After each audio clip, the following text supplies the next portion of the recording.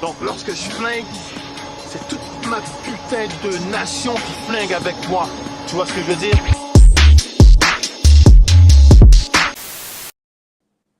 Welcome back, everyone. Put it with 3 rounds. Coach Terry, Jab University. How you been, man? Yeah, I'm pretty good, man. All right, all right. There were some fights over the weekend. I didn't catch too much of it. I'm hearing a lot of chatter. Abdullah Mason and Kid Austin. We'll see, because Kid Austin trying to get a fight with Shakur Stevenson, but Abdullah Mason is a monster. So I don't know. Yeah, it's a little early for Abdullah, though. They need to let that career develop a little bit. Yeah. No, he's definitely a shining star for sure. But today we're gonna go. We're staying in California. We're talking to there's. I was looking at the list of boxers registered for National Open. California has like the most. It is like 299.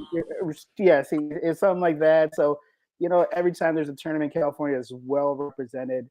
There's another boxer that just getting into the junior division. So you're definitely gonna see a lot of him. Let's bring him in. Hey, Champ, how you doing? Doing great today. Oh, there you go. Hey, I appreciate you taking the time to talk to us here for a little bit.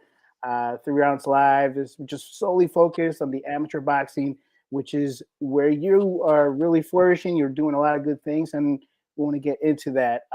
Go ahead and say your name, city and state, and the name of the gym that you train at. I'm Carlos Morales. I'm from California. I train in Los Angeles. Well, more exactly, Alhambra. My gym I represent is called CM Boxing Stables. Okay. We do have a little bit of feedback. Hopefully, it kind of stable. Gets a little better as we go along. But first question I like to ask everyone is, how do you get involved? How do you get started? To be honest with you, my dad was like a pro fighter, and I've always been around the ring, but like I've never really liked boxing until like recently I fell in love with it. And like in the beginning, it was just like a new something, like my dad's job, but then eventually I became to like fall in love with boxing over time. Okay, so I had you as I think intermediate fighter of the year like a year ago, 2 years ago, something like that. We've been doing this show a long time now. But you just now fell in love with boxing. What was the change? Well, not just now, but it was when my dad fought. When I saw him lose that fight, like I was crying, and like I wasn't crying because my dad was hurt. I was crying more like because he lost, and I was like, like I don't like that feeling of losing. So I'm gonna step up in there for my dad, for everyone, for myself, and I'm gonna win. And then that's just how I really fell in love with boxing that day. Oh, nice. There you go.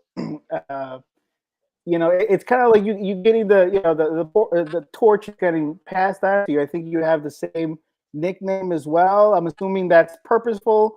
Little Solution. Tell us a little bit about what the nickname as a whole, and how do you feel kind of like carrying that on now? Because your dad was known as the Solution. Now you're essentially kind of known. Tell us a little bit about that and how it feels kind of carrying that same nickname. I really like carrying that nickname because like it reminds me of my dad. Representing my dad, and he's done everything for me. So the best I can do for him is achieve what he couldn't achieve.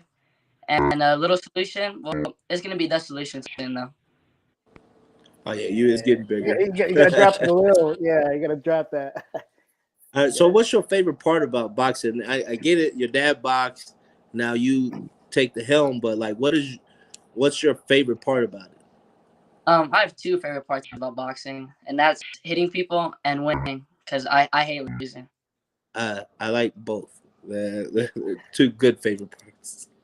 Yeah, definitely, and you definitely do a lot of that. We've seen you compete. You're a lot of the tournaments, and every time you compete, you end up going maybe 3-4 times depending, because you're pretty loaded brackets. A lot of boxers in that age and weight divisions. If somebody hasn't seen you compete, like what kind of boxer are you? What are you trying to do when you get in the ring? To be honest with you, I really love to move around the ring and box. But when I usually fight, I'm usually more adaptive. Like I adapt to my opponent. So if he moves around the ring, I'm able to pressure him and cut him down. If he's trying to run at me, pressure me, I can box him. But personally, I like to move around, hit, don't get hit, but I can do all sorts of things. Okay, and so you've been in quite a few tournaments now. You're a junior, got outstanding boxer at this last tournament here. At all these tournaments you've been to, like, which is your favorite tournament to go to? Honestly, my favorite tournament is probably the Junior Olympics. I really like standing on the podium. Yeah. And I just like fighting in the summer because I have the whole summer to train. Yep, June 22nd this year. There we go. Yeah, everybody says that the Junior Olympics tends to be the far and above favorite for almost everybody. I think it's the pageantry of it. You get to walk out, march out with your region, and then at the end, the podium. That's a big thing. I think they need to bring that to the U.S. Championships too. The podium. That's a pretty cool thing with the pictures and stuff. Most definitely, and like they're center of the stage, right? You got the fireworks, you got all that type of stuff happening. Really put some kind of center and get all the attention. Especially when it comes to championship day. How many fights do you have so far? Currently, I have like 90, around 90 fights. 90 fights. You just getting into the junior division. Pretty common nowadays. You a lot of activity, a lot of experience. You need to really kind of sharpen your craft as you go into older divisions. Out of those 90 plus bouts, do you have a most memorable bout or one that you learned a lot from? Maybe it was a big win. Anything that stands out to you? The one that stands out to me is from my first national wins. Like I had gone to nationals like 3 times and I had lost. And then I finally made it to the finals and I won against a very great opponent, Michael O'Connor. It was very, very good. And that really just boosted my confidence a lot. And that like really helped me succeed later on. Okay. Any memorable bouts for you out there other than a win? Where, well, we don't call them losses, you call them lessons. Like anything out there where a fight just taught you a lot about yourself? Taught me a lot. Yeah, against Nolan Huntley. I fought him in the finals. Great opponent, and he really taught me a lot that day. It was a close fight though. Yeah, Nolan Huntley taught a lot of people a lot about themselves. He's so strong, like physically, like he'll toss you around and stuff too. Yeah, he's a strong guy. Definitely, and but when you get in there and you say you like to adapt, right? See what the opponent's kind of bringing to you, and then be able to kind of capitalize on some of that. Where did that kind of come from? Being able to really decipher what's happening, kind of real time. I've seen a lot of game plans where you just kind of, there's a game plan and you just make it happen. But it seems like you're trying to see what are they doing, and let me adapt to it. Where does that kind of come from, and do you just feel comfortable kind of doing that when you're in there in the ring? I feel comfortable doing it because I believe in myself. I have confidence in myself. Usually the first round, I try to figure out what's he trying to do. Second round, I beat him in his own game or something. And third round, I already won the fight. Just hit and don't get hit, basically. All right, so where does the confidence come from? Like a lot of people don't have that. The fighters tend to have it a little bit more than everybody else. You more so than a lot of other people. Where does the confidence come from? And it's not braggadocio or false bravado. It's genuine confidence. My confidence in my team and how much hard work I put into this sport. If I'm not confident in myself, then I shouldn't be going to nationals. But my team, they're confident in me. They believe in me, so I believe in them, and everything just works around here. We all got confidence, and we all expect to win. There you go. You mentioned your team. Obviously, you said your dad's, your coach. But who else is around you to help you kind of get better? Do you have other teammates that you travel to nationals with as well? Tell us a little bit about the team and who makes it, who's around you. I trained with my dad and his brother, my uncle, and basically we used to go around national just us three. But then we brought one of my stable mates. His name is Damian Banuelos. I think he fought in the finals at I think it was Youth Melt.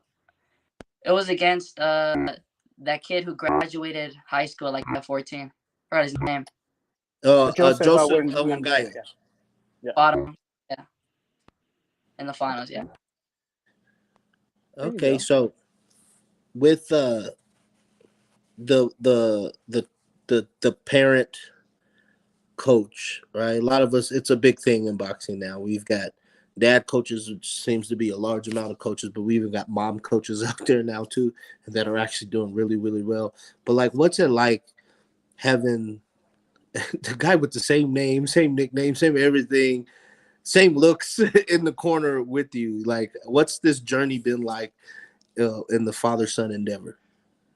It's a great journey. I feel like we were rocky at first, me and him were banging heads, not getting along. But then over time, I realized that my dad knows more than me. He's experienced it, so I'm gonna follow him.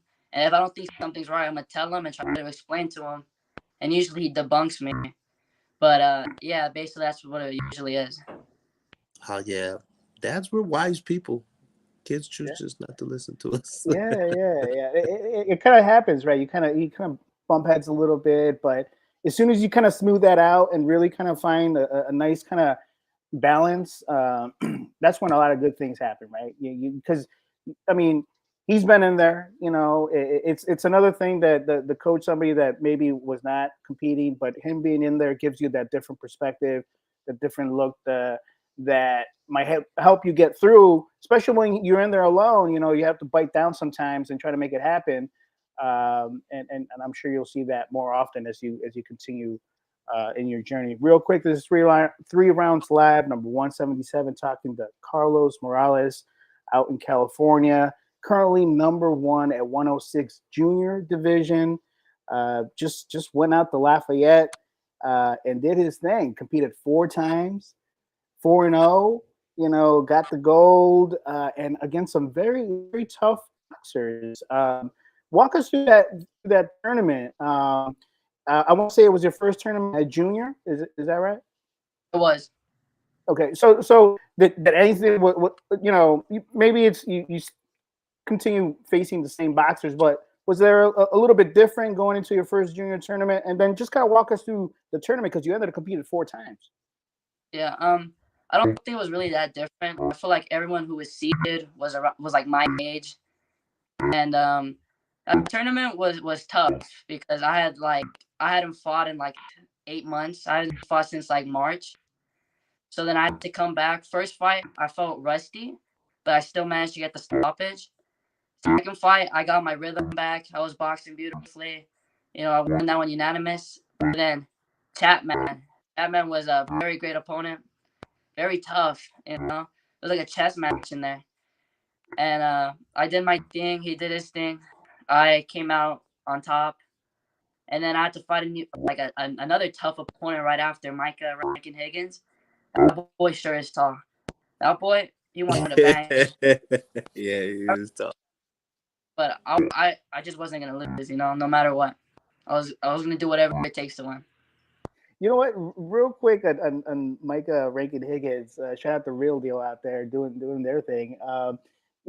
It was funny. I was listening a little bit to your interview with David Austin, and you had mentioned something where before finals, like you guys knew you guys were going to fight each other. He kind of like was looking at you and kind of like maybe not taunting, but he was definitely he was letting you know that, hey, I'm the one that you're going to compete with next. Like, tell me a little bit about that, and how did you use that to be, kind of give you that edge come fight night? It was right after the Chapman fight, and I was like, you know what, I gotta watch the semis. My first time watching him fight, and then I go up there. I watched like the last minute of the third round, and then they go to decision.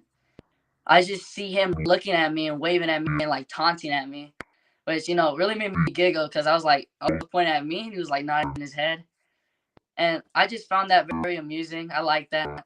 And then after in the parking lot, we saw him driving this car. We saw him in the car, and I said what's up to him, and I just like that. I like that he had confidence, and at least he wasn't scared because we put up a good fight, and know, There you we were go. had fun in there. Yeah, that's a who's who. Yeah. Zachariah Chapman has a lot of nationals on his belt, a lot of talent, a lot of experience coming out of Philly. Michael Reagan Higgins out of Cincinnati, a lot of experience. Like you get, I think 106 Junior might have been an underrated bracket talent wise, but you guys put on a great show. Really good fights, a lot of give and go, give and take in this tournament. Like, so when you're at these tournaments, right? It's a week long, right? Airbnb, hotel. It's either you're sitting there all day or you're at the fights all day. Are you watching other people box while you're at these tournaments? Yeah, I'm watching mostly Canadians, kids I fought in the past.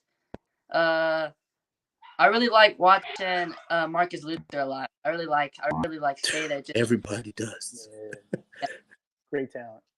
Yeah, Marcus Luther gonna give you what you want. You want some entertainment? Marcus Luther gonna give you. He could try to knock everybody out. That's one of the things I like. I like watching about him. He points if it happens, yeah, but it's only because he failed to knock you out. Because he is a very exciting fighter to watch. Definitely. Now, you said you got into the sport, early because your dad was a boxer and doing all that. Now, when you first started in there, I'm sure your goals were maybe to win a belt or just win a fight or something like that. Now that you're collecting national championship, you're competing against very tough opponents and coming out on top. Like, have your goals started to change a little bit more? Like what's kind of that focus now moving forward? Because you just get into junior division. I mean, I think the last I looked at a couple of tournaments. You ranked, you seeded number one. Like, people know that what you're coming with. Now, how have your goals kind of adapted to the success you've having in the ring? My goals have adapted a lot. I remember when I was just a kid, I was just fighting because I was at the gym, just wanting to win. Nothing too crazy. But then I started to wanting to win nationals, and then I won nationals. I was like, what's next? And it was like win an international tournament and maybe even go to the Olympics. That's like the main goal right there, the Olympics for 2028. Okay, and then having a professional dad, like, has that ever crossed your mind? My dad being professional, has that crossed my mind? Has Yeah, like that going pro as well, like? Yeah, definitely. I plan on going pro. I plan to have my dad there, my whole team there. Not change it up. Why change it if it ain't broken? Yeah. Right on you. Most definitely. And I'm sure just seeing your dad kind of going through the whole boxing aspect of it, and you're going through it now. It's very much a mental game, right? You gotta really be, ready to compete. You do everything in the gym. You got sharpen up your skills and everything, but you gotta be able to execute, right? And so say you're getting your hands wrapped. You're at nationals. You're a couple bouts out. Maybe it's a championship out or something that it's gonna have a lot of eyes looking at you. How do you get mentally prepared to get through those ropes? And are you one of those boxers who just flips a switch? Like, you kind of slowly get to that point? Like, how do you get in there, and how do you make sure that you execute what you need to execute? I'm more of like a flip a switch guy because before the fight, with my hand wraps, I'm like shaking, like after wins, I'm shaking, I'm scared, Well, I'm not nervous. I start shaking a lot, and then the moment I get inside that ring, once they hear the bell, everything just disappears. Yeah. Oh wow. Yeah. Oh wow, that's interesting. Like, you admittedly said, like, y'all know I'm shaking. Yeah, that's now, has that decreased over time? 90 fights in, like from being when your first fight to now, has that like nervousness kind of dissipated, or you found a way to control it? And if so, what methods are you using to control the nerves? For me, it just increases after every nationals because now I have more to prove. Like people are trying to get my head taken off, and I have something there. I have to stay there. I have to prove something to everyone that I'm still gonna win, and that I'm always nervous. To be honest with you, it gets even more. It gets worse and worse after like each nationals. But I usually try calming it down with music, some calm music. Like I like that a lot. Okay, so what you listening to? What kind of music you playing? To be honest, I listen to just like the beats. I like beats. I like just calm, soothing beats. Like that's what I really like. I don't really focus on the words before the fight, but I like listening to like noises, like calming noises. Okay, pretty cool. There you go. There you go. Because we get our share of like just extremely hype type stuff that you want somebody screaming at you pretty much, but something to soothe you out, kind of ride the beats a little bit and get into that mindset. Totally see that. Now, you had mentioned when Coach Sarah asked you about favorite tournament you like to compete. When you mentioned the Junior Olympics, you're like, because I get the train the whole time. You don't have to worry about school or balancing anything else. But a lot of these tournaments happen when when it's school, the school year. You got homework, you got all types of things. How do you this is not a sport where it's part of the school, and all that stuff. This is a sport that is it's all year round. How do you balance keeping up with your studies and those kind of things that you got to do, and still being able to get that your training in and be able to continue perfecting the craft? I can run you through my day because like it's really like busy to be running through like homework. So I usually wake up like at 5 in the morning, go run, and then I come back, go to school like at 8:30. I leave school at 3:30, and then right from there I eat, and then I take a nap for like 3 hours, and then I go to the gym at 6:30, and I train to 6:30 to 9:30, and then I come home around 10, and I usually do my homework around 10 to like 12 p.m. or a.m. And then I have to go to sleep again. It's like really stressful. But I have good grades in school. I have all A's right now, 4.0. The last tournament in December, it was during finals week, so that was a little bit of a problem. That like was really tough, but I managed to keep my all A's, and I think I would say I'm gifted academically and athletically too. Okay, and the school, the teachers know, and do the other students know, and you're winning tournaments. So are they celebrating you like the same way they celebrate the varsity football team? Oh, they're not celebrating me that crazy, but most of them be watching my fights during class. The teachers be allowing Nice. me. Yeah, I just want to thank my teachers because my teachers are very nice and respectable, and they let me do my assignments after I come back. Shout out to Shout you. out, shout out to those teams, especially because these bouts happen middle of the day or something. School's happening, and to be able to pull out the the TV and kind of show that's great. It goes. I'm sure you'll remember it because unfortunately it's not the same situation for everybody. So, I mean, you just walked us through an extremely packed day. You're waking up at 5:30 to get some miles in. You're finishing up homework by midnight. I mean, that's a pretty intense packed day. When you are not boxing or in the gym, or say you come back after a tournament, you're taking a little bit of time. Like, what do you do? I mean, it seems like you're pretty much like there's a rigid schedule, but when you're not boxing, what's Carlos doing? Well, I'm usually always boxing on year round, but sometimes I get sick, or sometimes I get like a 1 week break from boxing after nationals.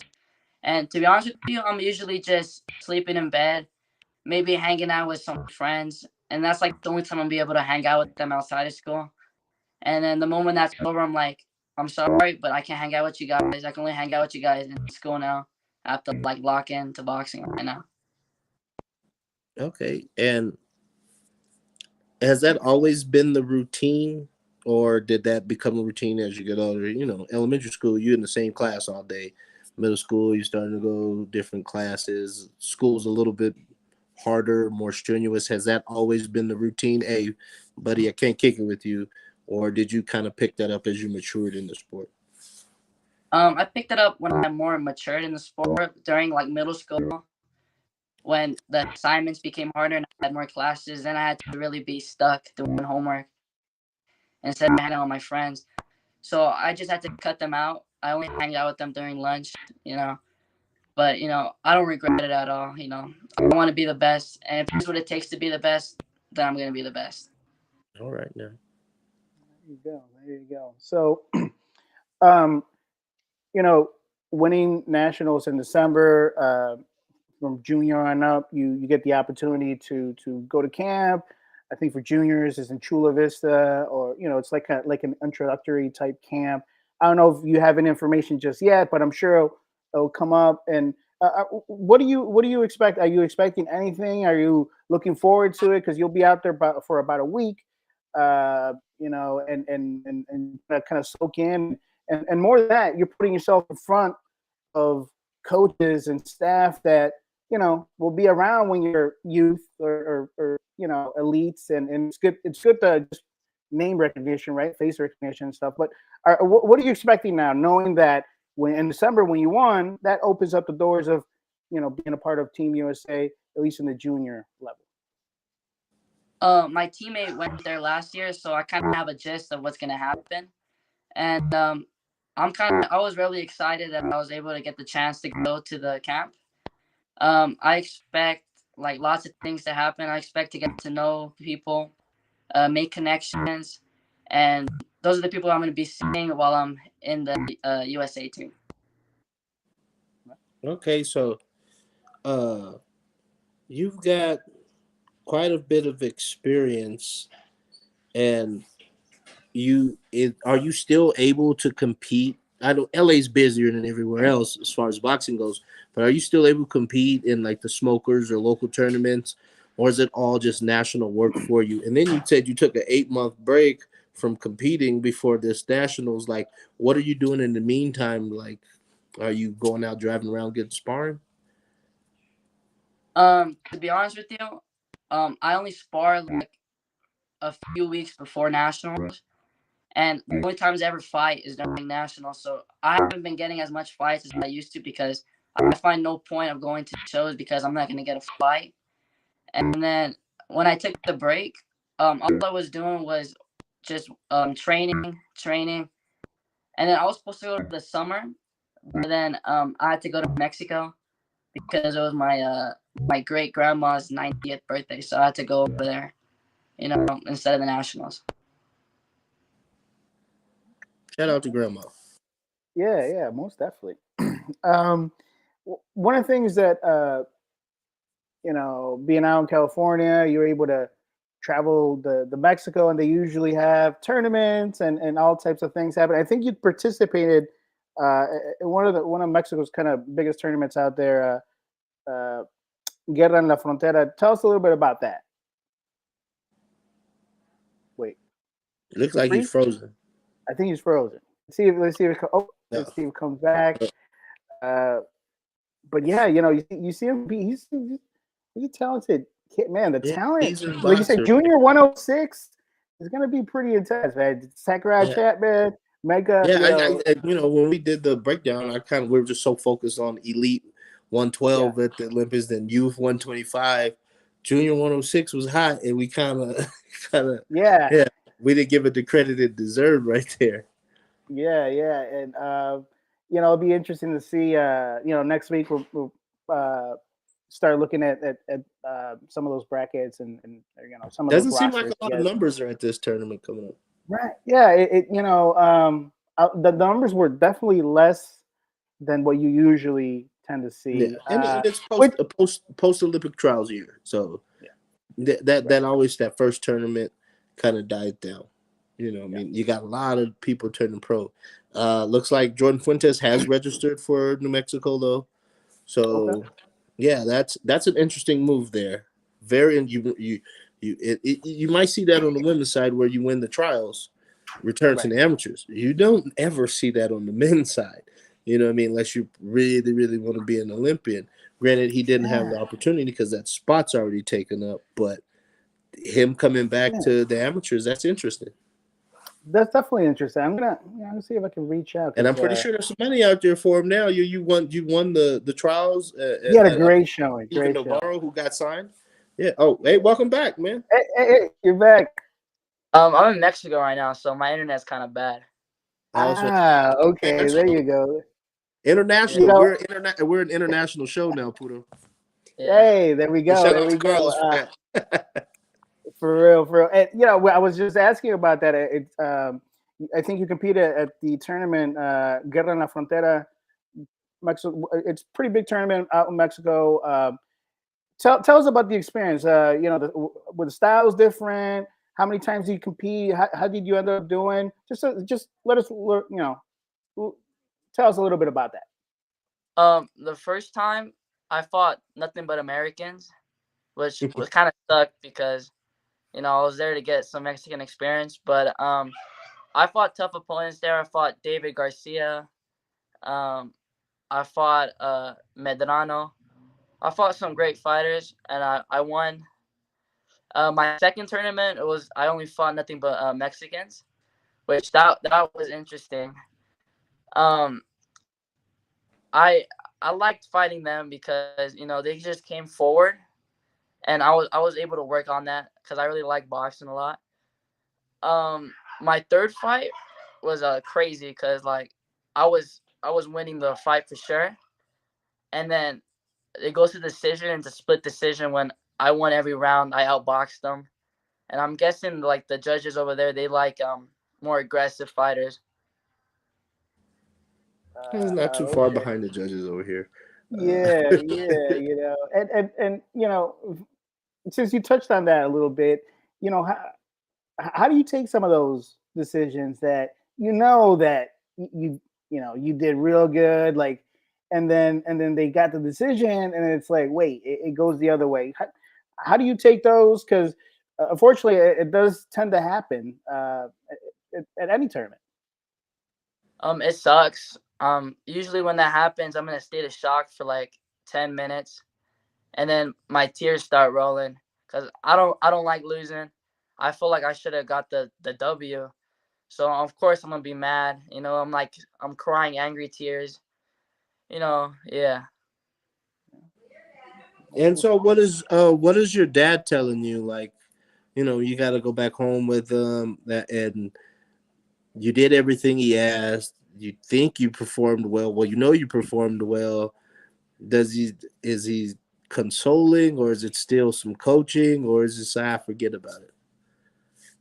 It's keep your head up, champ. We'll work on some stuff. There's always stuff to improve on, but for right now, just stay calm. Enjoy outside life. Enjoy school right now, and we'll come back and we'll beat this guy. Yeah, it's what it is. It's experience, right? You're not gonna win them all. It's just kind of how it works. But going into the gym, CM Boxing Stables, there's been a lot of emphasis on strength and conditioning as of late. Sometimes it's the boxing, the training that is the strength conditioning. For you at the gym out there, do you guys have somebody specifically for strength conditioning, and then boxing? How do you guys kind of incorporate all that to make sure that the boxers are at the best capable to be able to execute? So we do have someone that we work on strength and conditioning with, but the people that work with them are only in the amateur team, the people that are gonna compete. And usually we go there Tuesdays and Thursdays at 5 a.m. before school, and then we usually just working in there, and then we have to come back home, shower, go to school immediately. Have you noticed differences when you guys were starting to incorporate that in just your overall performance and just the way you felt when you were competing? Yeah, I noticed that my legs got stronger. I felt like I was like had more cardio running. My legs weren't hurting, and I felt like immense power. It was like different. It was different for sure, and I feel like it really does help. All right. So with the I guess strength and conditioning work prior to you incorporating that, was it just all boxing all the time, like real old school? There was no strength conditioning coaches before you got the strength and conditioning guy. Was your dad kind of handling that department for you? To be honest, we didn't really work on strength back then, but we did work on a lot of conditioning. You know, we always ran. I love running. To be honest, if I had time, I would like join the track team or something because I would say I'm pretty fast without training. Because like my fastest mile is like 5 minutes and 20 seconds, so I would say that's pretty fast without training. And I've always liked running, but we never really worked on weights. Okay, 5 minutes mile. That's really fast, and nobody's chasing you. That's crazy. That is fast, man. Craziness, Yeah, you know, I craziness. have to compete Real with the. Three rounds live, number 177, talking to Carlos Morales out in California. Number one at 106 junior division. Uh, are you gonna be competing in Albuquerque in a couple weeks?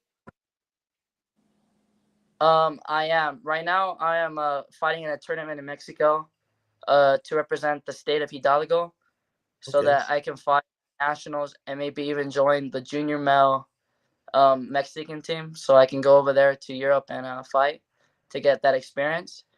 But yeah, I plan on going to Albuquerque, New Mexico. Wow. All right. Hey, that's crazy because you're doing that. Uh, Moises Rodriguez just fought and won to represent Chihuahua. Yep. Uh, yeah, yeah. So when it comes down to it, like, doesn't matter which country you represent, you just want the international experience. Yeah, I just want the national experience. I want experience. That's the reason why I go to nationals, for experience. Because to be honest, we shouldn't even be going to nationals if we're not going to make the team. But I really want to like experience these like different fighters from all over the nation because I don't get fights in Los Angeles no more. So I really like going to nationals because I get like styles, like every types of styles there. Okay. In the meantime, like, are you? I guess I'm gonna automatically assume you're a fan of the sport of boxing. Are you getting those styles from watching film or watching fights? Um, I really like watching Mayweather. Mayweather is one of my favorite fighters. I liked watching his fights, studying his fights, you know, getting techniques from him, learning stuff from him. And I really love boxing. Yeah, I'm a fan of boxing. And yeah. Who else you watching other than Mayweather? Everybody watch Floyd. Who else? Let's dig into the Carlos Morales mind. Who else you watching? I like watching my dad, and I like watching Devin Haney a lot. Devin Haney, Lomachenko too. I really love Lomachenko or Bam Bam. Bam Bam's I, very technical. okay, if Bam Bam was in a bigger weight division, he'd be the biggest name in boxing right now. Yeah. The kid can fight, man. Yeah, he's very good with the angles, the pivots. You know, my dad tells me to watch his fights, study him. You know, that's what I do, and you know, I've been learning. Yeah, he's a good one to study, man. I'm a big fan of Bam. There you go. There you go. And you know, it, it comes across too, especially in your when you're competing as well.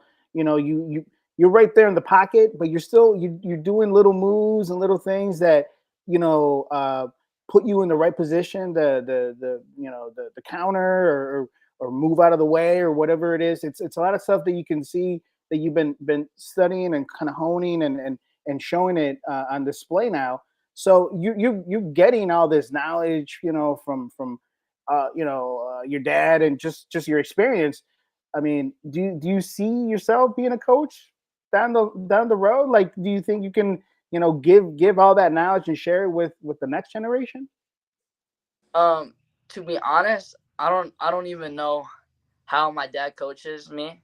Like I don't understand how he gets these drills off the top of his head.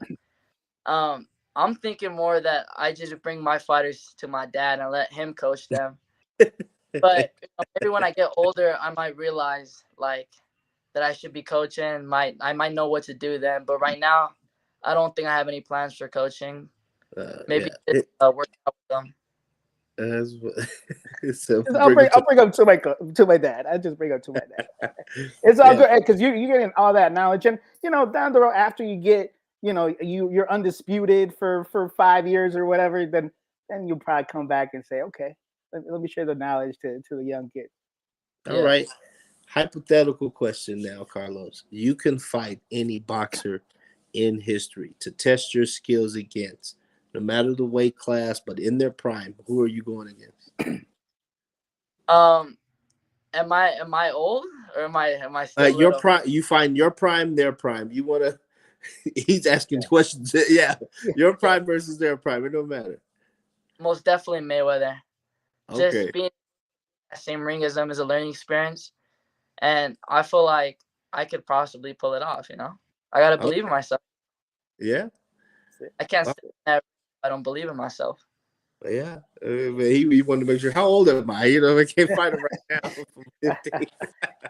No, hey, I don't think I've heard somebody ask that question. So, hey, just wants to make sure, what I mean. Yeah. So it's all good. We don't have to tell you this. This sport is demanding, right? Like this, you have to be on it every day. There's no off season. There's tournaments essentially every 3 months or so, and so you always have to be on it. But there's got to be a time where you got your miles in, or maybe you don't want to go get your miles, or you maybe it's a little harder to get to the gym one day or something. How do you kind of get yourself back on track? How do you stay focused when it's maybe a little difficult to stay focused?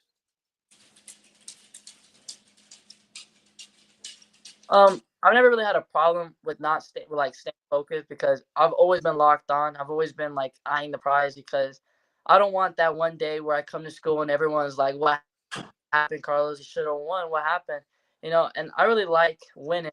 I like getting praised, and I'm always locked in. I always want to win, and I just don't want to lose. So I'm always locked in. Okay. Yeah, just as long as I win. Yeah.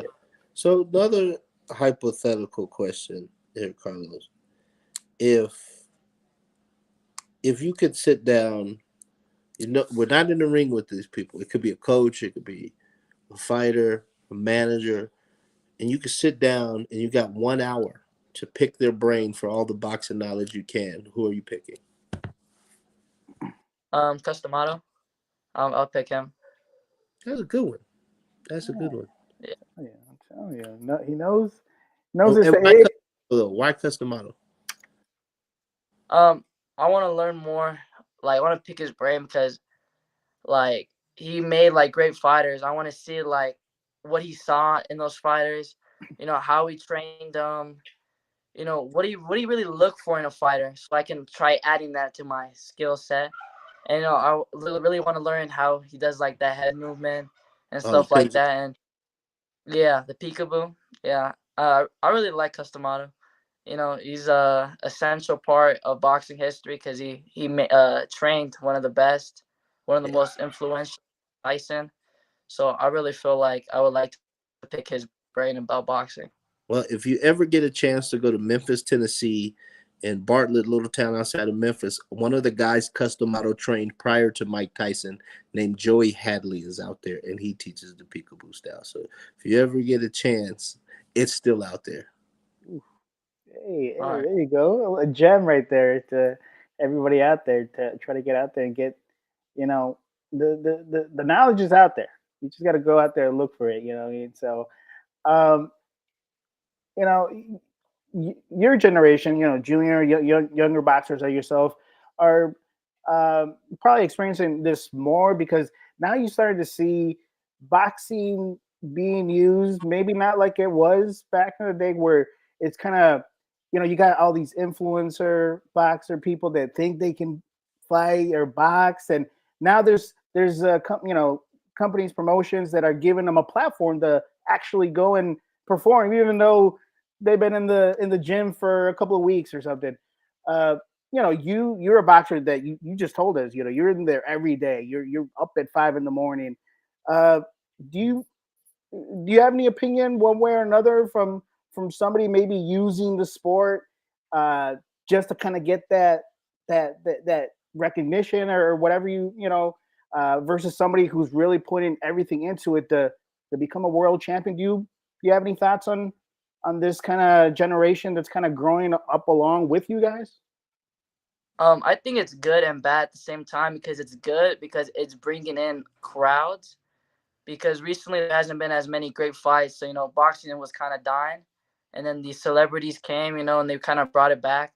But then like the bad part is down like people like associate the celebrity boxer with like boxers now, and like they're obviously not going to be that good. I had celebrity fighters, train at my gym for a while, and they put in the work, but not as hard as real fighters. But they do help. Like Jake Paul helps a lot with bringing in the crowd. Positive and negatives. Yeah, I never thought about it that way. Um, Even with that, this is a question based on this answer you just gave. Um, when boxing was at its heyday, it seemed like the crowd was very knowledgeable about boxing, right? They weren't all brawls. You had different skilled boxers. And do you think the crowd is dumbed down to the point where you kind of need the celebrities to come in and then bring that, I guess, attraction to the sport? I think the crowd really did dumb down. Like the best part about watching celebrity fighters fight is that they have no skills and they're just banging at each other, which to most people that's entertaining. Well, I feel like the crowd should be more entertained about the skills, the technique wise. They're more just want to see like a gladiator style, just them both brawling at each other. I personally like watching technique, the angles. I find that more entertaining than people brawling. But then sometimes, I like watching knockouts too. Everyone likes that. Everybody likes it, Yeah, yeah, that's why they're here. I'm assuming they try to get a bunch of anybody just trying to swing out there, and when somebody gets hit, they fall down the same. So that's what they try to yeah. do. So Let me ask another question real fast. Since he's the little solution, so he might have there the we answer. go. There we go. How do we, I guess, educate the boxing public to let them know that, hey, that ain't boxing. Watch me. That's very hard to think about, but I think just giving like the wrong fighters like the recognition. Like I feel like the main events like should be more technical wise. But the problem is they're trying to make money, so they're gonna go get with like the two brawlers, which I don't really know how to solve that to be honest, but that is a problem, and I would like to see that solved too. Yeah, yeah, definitely. And it is something that I think you guys will grapple with eventually, because some of these promotions are doing some of this stuff, and maybe there's not enough cards going for the real boxer. I don't know. It's something that is not going to get solved overnight, but hopefully there's a lot of positive that continues bringing in more crowds. But we'll see. Because one of the things about the sport boxing is the saying, you don't play, you don't play boxing, right? Yeah, yeah. But you have all the other sports. You have basketball, football. Kids can go out and play that. You know what I mean? So what do you think is going to uh, like, well, let me put it this way.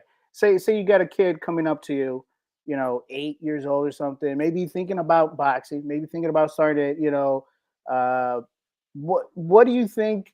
What would you tell a kid like that? What do you think he should have to be able to really, you know, be successful in the sport when he tries it out? You would need dedication, because you have to be dedicated, and you just need to have heart too. Like people need to have heart, suck it in, continue fighting. You know, that's what people need sometimes. Some people just quit on the spot. Some people just they can't handle it. And I would tell them as it is, boxing's a hard sport. You're gonna get beat up. Some days you're gonna get headaches for a long time. That's just boxing. That's how you get better and better. And the only person you can blame is yourself for choosing this sport. All right. You didn't beat around the bush at all. Yeah. All right. And another a question. This has to do with, I guess, the trainer aspect. So you, one of the guys in there, not only is he your father, but he's a well-experienced professional boxer, well-traveled, well-experienced, who would be considered a true teacher of sport. He knows what it feels like to get hit in the face. He knows what it feels like to get up early in the morning and go running. He also knows what it feels like to restrict your diet to make the weight. How do we encourage, say you don't want to or don't see yourself coaching in the future, but how do we encourage knowledgeable, experienced people to come back into the sport rather than somebody just lied on the resume to get the gig? I think if they really love the sport, they'll come back to it. They're gonna want to have something to do with the sport. And at a certain point in your age, you're not gonna be able to train no more. You're not gonna be able to fight no more. The only thing you can do is associate yourself with boxing is either watching boxing and going to the gym and helping other people out, training them, giving them knowledge, because you don't want to see these like younglings get beat up, not know what to do right, like how like to fight hard first fights, easy fights, stuff like that with the managers and stuff like that. And so if they really love boxing, they'll come back to it. There you go. Straight to the point, and you just gotta be real with them sometimes. This is what happens, and it's sport like any other sport. It's not for everybody, but there's a lot of positives that do happen, especially if we stick with it. Because there's always gonna be a point, maybe a lot sooner in boxing than other sports, where it comes to a point where you got to choose: am I sticking with it or am I not sticking with it? And hopefully they stick with it and they go, continue with the sport. So. As we start kind of gathering our final questions, again, I appreciate taking the time to talk to us here for a little bit out in Mexico. And, you say you're getting ready to compete and everything. So that's always good. But real quick, 3 Rounds Live, number 177. We're talking to Carlos, the Solution, Little Solution. We'll see. That's going to switch. Morales out of California, number 1 at 106 in the junior division, getting ready to compete in Mexico. And then National Open. How active are we going to see you this year? You said you took a little bit of time off last year. How busy are you trying to get, all the tournaments? Like, where are we going to see you competing? You should see me in every tournament, unless something happens in the summer, like going to Mexico again. But I should be going to other tournaments, and I should be competing. What you got? Just a little caveat there. I got the schedule for Mike Hamill. There's no fall tournament this year, at least not one scheduled. So the women's tournament is in August, but that normally when the last chances here, they don't have anything scheduled yet. And then the U.S. Championships are going to be in Richmond, Virginia, and December 14th through the 21st. So like way closer to Christmas, and the flights are expensive already. So I just want to let everybody know. Let's try to get out there. All right. So you got the a magic wand there, Carlos, right? You're Carlos Harry Potter. And yeah, you can abracadabra anything that you want to improve this sport, right? For the fans, for the coaches, for the athletes, for the pros, for the amateurs, whatever you want, have at it. Oh man, he froze again. Oh, there you go. Maybe just I would probably say like corruption. I feel like there shouldn't be any corruptness in boxing. Pure, just like boxing skills. Like whoever wins wins. There shouldn't be like whoever wins this. If this guy wins and the other guy wins, they make a bigger money fight. There shouldn't be none of that. It should just be the best fight the best. If they win, they win. They lose to an underdog, but that right there is still if they win, And I just don't like corruption a lot, and I prefer if boxing didn't have any corruption in it. Yeah, that's like you said, this sport demands so much from you. The all you want is a fair shake, right? Whatever it is, a Yeah. win or as long as you get a fair decision. Fortunately, it seems to be sometimes a lot harder than it should be to get a fair decision. But but you guys keep working, right? You guys keep coming back. You guys keep on doing that, and just to stay on it, and just by the love of the sport.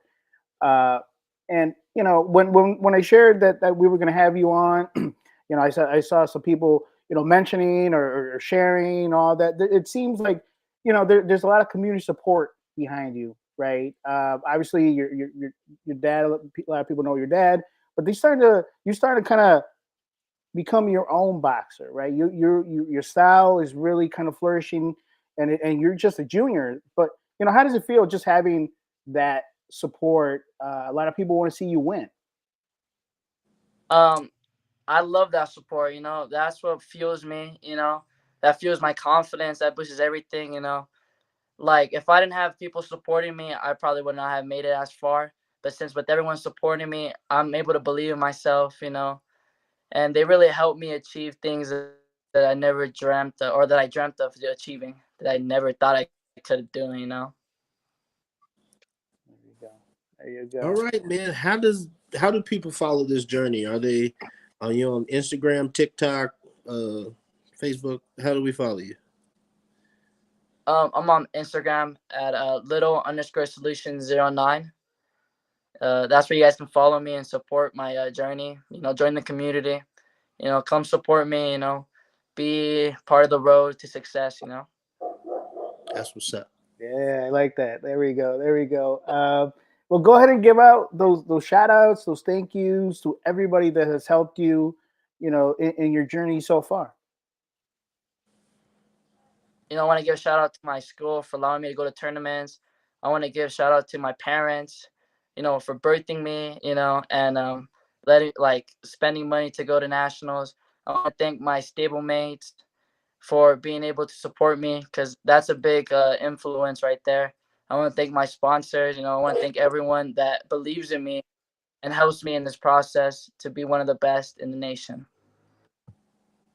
Oh, and I want to thank you guys too for letting me on here. All right, man. Cool. Hey, I appreciate that. Appreciate that. You got anything else, Coach? Nah, man. I'm gonna be watching. Oh yeah, real quick. The tournament in Hidalgo. Is there a live stream? And when does it start? I don't know if there's a live stream yet. To be honest with you, I haven't really been told the information. But if there is, I'll post it on my Instagram story. It's probably gonna start Thursday, Sunday. It's gonna be a tournament to represent the state. Pretty big tournament, I guess. Okay. Most definitely, most definitely. Hey, you got to take the avenues that are, put in front of you. That's an option for you. Why not? You know what I mean? You're trying to. At the end of the day, you got to be a little selfish. You gotta look out to put yourself in the best positions to be able to get that experience. What Team Simmons? They're Panama now, so they're always all over the place. Pistol just fought in Mexico too. There you go. If you get the opportunity to go out there, do it. You know what I mean? Because at the end of the day, this is your journey. You're the one in there, right? You're the one that's trying to get that experience, and you got to do it by any means, because this is a rough sport, and you got to make sure that you're ready for that. As you level up to that next stage. So, that's all we got. Just real quick, Thursday we're going to talk to Cowie McFadden, New Jersey. Mhm. I always get that. Yeah. There we go. So another boxer who's doing his thing out there.